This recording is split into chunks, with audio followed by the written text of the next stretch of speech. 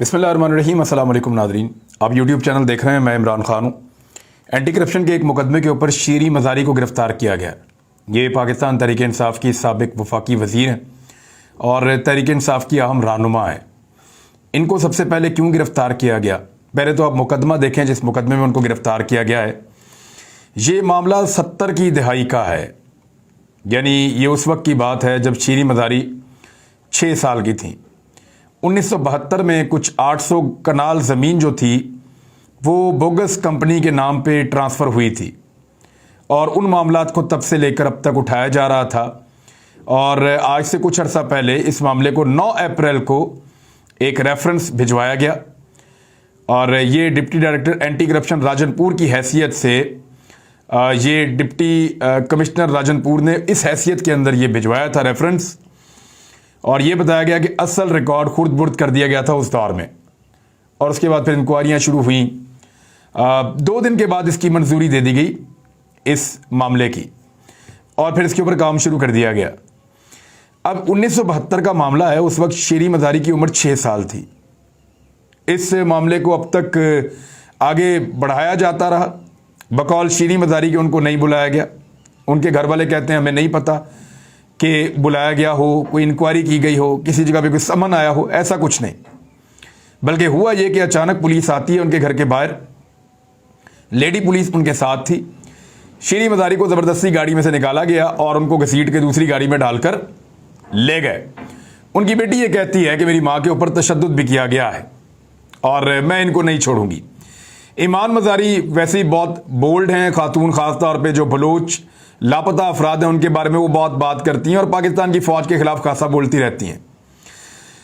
शीरी मज़ारी को क्यों गिरफ्तार किया गया, वैसे कोई तुक बनती नहीं। 50 साल पुराने मुकदमे में गिरफ्तारी की। हमजा शहबाज ने कहा कि कानून अपना रास्ता बनाएगा, तो कानून को रास्ता बनाते बनाते 50 साल लग गए। मरियम नवाज ने भी अपनी कुछ कहानियां सुनाई हैं, उस कहानी की हकीकत मैं आपको बताऊंगा, क्योंकि वो हकीकत या मैं जानता हूं या वो लोग जानते हैं या मरियम नवाज जानती हैं। जब ये वीडियो बनी थी ये क्या था, आज मैं आपको वो कहानी भी बताऊंगा। एंटी करप्शन में जो FIR दर्ज हुई है और उसकी बुनियाद के ऊपर शीरी मज़ारी को गिरफ्तार किया है, क्या पंजाब में एंटी करप्शन में किसी और औरत के ऊपर आज कोई FIR नहीं है? मैं आपको एक मिसाल देता हूं और आपको समझ आ जाएगी। एक खातून है वलायत बीबी, ये ज़ौजा है ख्वाजा लतीफ़ मरहूम की और इनके बेटे का नाम है ख्वाजा आसिफ। ख्वाजा आसिफ जो इस वक्त वफाकी वज़ीर हैं, उनकी वालदा का नाम वलायत बीबी है मुबैना तौर पे, और ये एक FIR और है जो उनके ऊपर भी दर्ज है। लेकिन खातून होने के नाते एंटी करप्शन ने कभी भी उनको गिरफ्तार करने की जहमत नहीं की और ना ही पुलिस को उनके पीछे भेजा गया। मैंने सुना था मियाँ जावेद लतीफ़ साहब की वालदा का नाम आया था, लेकिन बड़ी अच्छी बात है कि उनको भी इस तरह की तकलीफ नहीं दी गई। हत्ता कि मियाँ नवाज शरीफ साहब की वालदा के ऊपर भी प्रॉपर्टीज उधर भी ट्रांसफर होती रही, लेकिन उनको भी कभी जहमत नहीं दी गई। मरियम नवाज साहब का जहां तक मामला है वो मैं आपको बताता हूं। आपको याद होगा अली इमरान वाले मुकदमे में एक ब्यूरोक्रेट को यहां पंजाब से पकड़ा गया था, उसकी वाइफ को भी पकड़ लिया था, मैंने आपको रिपोर्ट किया था। और उसकी वाइफ को जब पकड़ा था तो उनकी एक बेटी मेंटली बीमार थी, मेंटली रिटार्टेड थी, वो बीमार थी बेचारी, और वो खाना भी नहीं खाती थी अपनी माँ के बगैर। तो शहबाज शरीफ के हुक्म के ऊपर एंटी करप्शन पंजाब ने एक मां को कई दिनों तक एक ऐसे मुकदमे में बंद रखा जिसमें उसका कुछ लेना देना ही नहीं था, और सिर्फ इसलिए बंद रखा ताकि उसका शौहर और वो अली इमरान या उसकी फैमिली का नाम ना लें या शहबाज शरीफ के घर का नाम ना लें उस करप्शन के केस के अंदर। तो वो बच्चों के सामने माँ बाप को जलील किया जाता था एंटी करप्शन के अंदर। ये मुझे केस अच्छी तरह याद है, मैंने इसके बारे में आपको बताया भी था। तो शीरी मज़ारी के असल केस के पीछे कहानी क्या है? कुछ साफी ऐसी बातें कर रहे हैं। हामिद मीर के हवाले से रिपोर्ट हुआ कि हुकूमत का इससे कोई लेना देना नहीं है, पंजाब हुकूमत ये एंटी करप्शन का मामला नहीं है और ये मुकदमे में इतनी जान नहीं है कि एक औरत को आज ऐसे गिरफ्तार किया जाए। बेशुमार और औरतों के ऊपर मुकदमात हैं, आज तो किसी को और को गिरफ्तार ऐसे नहीं किया गया। लोग कह रहे हैं इसके पीछे एस्टेब्लिशमेंट का हाथ है शीरी मज़ारी की गिरफ्तारी के पीछे, और इसको बार बार सोशल मीडिया पे उठाया भी जा रहा है। एक्चुअली है क्या? शीरी मज़ारी मुख्तलिफ चीज़ों के ऊपर तनकीद कर रही हैं गुज़िश्ता कई दिनों से, और वो पाकिस्तान की अफवाज के ऊपर भी खुलकर तनकीद कर रही हैं। फ़ौजी क़यादत के ऊपर आप कह लें, फ़ौज पाकिस्तान तो सबके लिए इंतहाई काबिल एहतराम है, वो फ़ौजी क़यादत के ऊपर तनकीद कर रही हैं। अरशद शरीफ साहब के ऊपर भी मुकदमा दर्ज कर दिया गया है हैदराबाद में कि जी रियासती इदारों के खिलाफ बोलते हैं, फ़ौज के खिलाफ बयानात दे रहे हैं। अरशद शरीफ के भाई जो हैं वो इसी फ़ौज के लिए लड़ते हुए शहीद हो गए, उनके वालिद का भी इंतकाल हो गया। वहाँ तदफीन हो रही थी और एक बड़ा दुर्ग का और कर्ब का वो लम्हा था।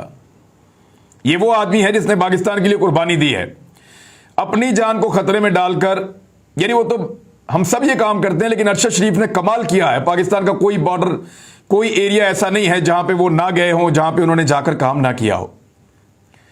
तो हमें तो जहां बुलाया फौज ने और जब बुलाया हम गए, आज भी बुलाएंगे, हम चले जाएंगे। मुझे पता है अरशद शरीफ को आज कॉल करेंगे, अफगानिस्तान के बॉर्डर के ऊपर आपकी जरूरत है, जाएं जाके कवरेज करें, वो जाएंगे। लाइन ऑफ कंट्रोल पे चले जाएं, जाएं जाके कवरेज करें, वो जाएंगे। अरशद शरीफ क्यों मना करेगा? और मैं भी मना नहीं करूंगा, कोई मना नहीं करेगा। फौज के लिए हमारी जान कुर्बान है, पाकिस्तान के लिए। लेकिन अगर इख्तिलाफ राय किसी जगह पे पैदा हो गया है तो उस बुनियाद पे मुकदमात दर्ज करवाए जाएं, यह ज्यादती है। हमने हमेशा अपनी अफवाज की सलामती और खुददारी की बात की है। कभी धमकियां मिलती हैं, कभी दबाव डाला जाता है, कभी इदारों से निकलवा दिया जाता है, कभी इदारों के ऊपर दबाव डाला जाता है, इसको निकालो, इसको ऑफियर करो। कभी इदारों को यह कहा जाता है कि मैं अपनी बात नहीं कर रहा, मुझे जो ऑफियर किया गया था वो मैं क्लियर कर दूं कि वो अलीम खान का अपना मामला था और वो उनकी अपनी पॉलिसी थी। मुझे डायरेक्ट कोई इंफॉर्मेशन नहीं कि किसी इदारे ने अलीम खान के ऊपर दबाव डाला हो। हाँ, लेकिन मुझे यह पता है कि इदारों के ऊपर यह दबाव जरूर आया है कि इसको मत रखना।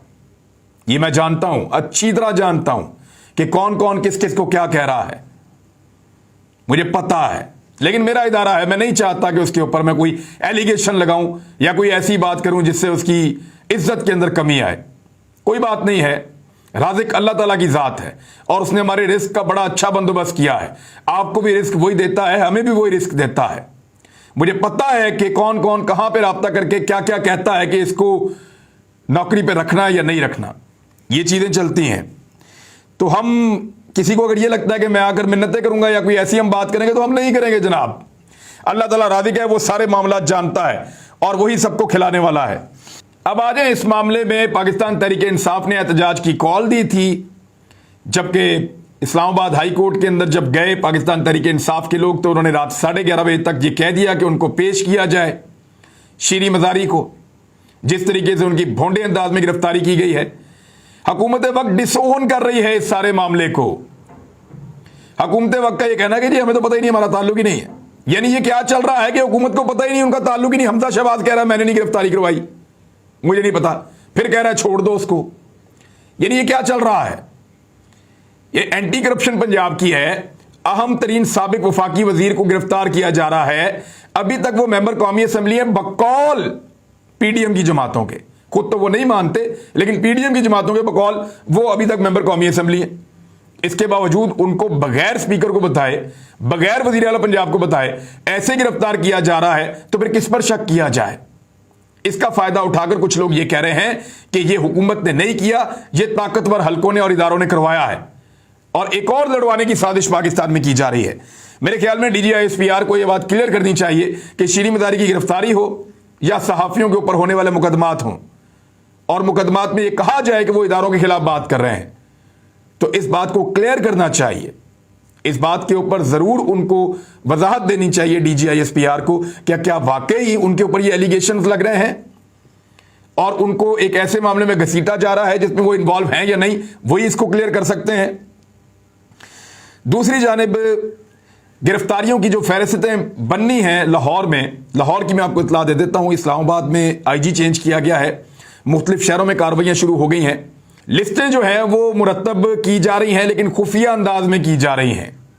700 अफराद को गिरफ्तार करने की खबर पहले ही आ चुकी है, लेकिन अभी ये सारा मामला होल्ड पर है।